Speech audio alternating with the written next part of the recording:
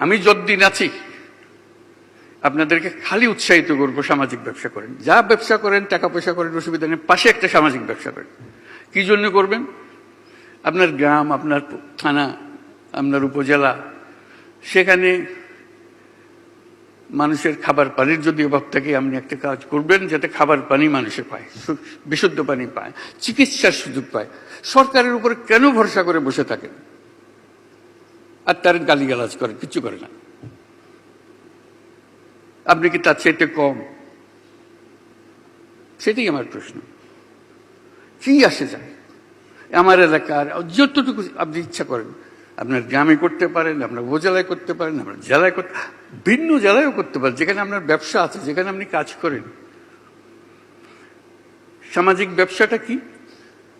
এমন ব্যবসা যে স্বনির্ভরশীল, নিজের টাকায় নিজে চলতে পারে।